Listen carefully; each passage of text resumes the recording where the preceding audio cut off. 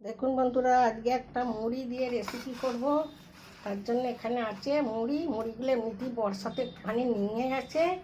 এই মুড়িগুলো দিয়ে একটা রেসিপি করব। মুড়িটাকে আগে একটু জল দিয়ে ধুয়ে নেব, পরিষ্কার করে ধুয়ে। তারপর এতে দেবো বেসন।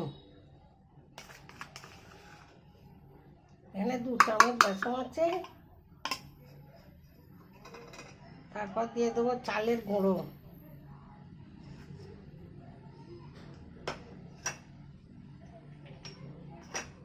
তারপর দেবো স্বাদ মতো নুন,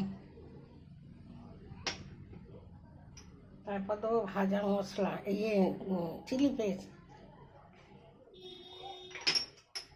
তারপর দেবো জিরে ভাজা, তারপর দেবো হলুদ।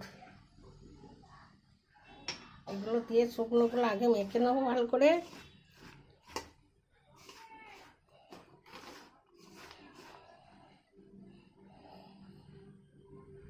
এবার দেবো পেঁয়াজ, কাঁচা লঙ্কা আর ধনে পাতা, এইগুলো দিয়ে দেবো।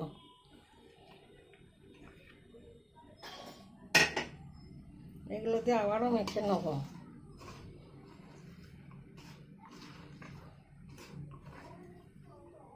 মাখাটা একদম কমপ্লিট। এবার এতে জল দেবো, অল্প অল্প করে জল দিয়ে মাখবো, একবারে বেশি জল দেবো না।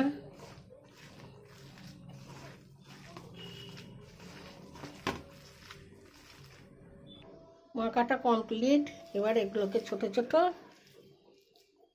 বলের আকারে শেপ দেবো, দিয়ে এরকম চেটকে চেটকে নেবো গোল করে। যেমন তোমরা শেপ দিতে পারবে সেরকম করে নেবে। এই যে খুব সুন্দর হবে বাচ্চাদের খাবার জন্য, আর এমনিতে বড়রাও খাবে, সবাই খেতে পাবে। এগুলো সবগুলো এইভাবে করে নেব। কিছু তৈরি করে নিচ্ছি, আবার পরে করব। তেলটা চাপিয়ে দিচ্ছি, এটা চাপিয়ে দিচ্ছি, তেলটাও দিয়ে দিলাম। একটা দিয়েছি, আর একটা দিচ্ছি। এইভাবে সবগুলো দিয়ে দেবো। যেগুলো তৈরি করে রেখে দিচ্ছি এগুলো দেবো। এগুলো আগে ভেজে নেবো।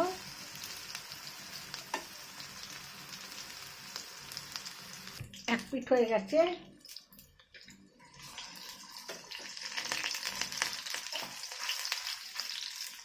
আস্তে ডাল দিতে হবে, আমার ডালটা একটু বেশি হয়ে গেছে। ঠিকই হবে, উল্টে দিলে এগুলো এদিকটা আবার হোক। দুটো একটু উল্টে দিচ্ছি, সবগুলো উল্টে দিলাম। এগুলো 2 পিঠি হয়ে গেছে, তুলে নেব। এইভাবে সবগুলো করে নেব।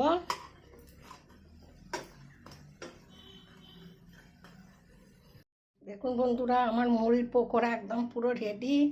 কত সুন্দর মুড়ি দিয়ে পকোড়া হয় দেখে বুঝতে পারছো তোমরা। আপনারা বুঝতে পারছেন মুড়ির পকোড়া কি সুন্দর হয়েছে। একদম মুচমুচে। এই সস দিয়ে খেতে খুব ভালো লাগবে। বাচ্চাদের টিফিনে দিলে, বাড়িতেও চায়ের সাথে বিকালে বসে বসে খেতে পারবেন। আসছি অন্য রেসিপি নিয়ে। আপনারা ভালো থাকুন, সুস্থ থাকুন।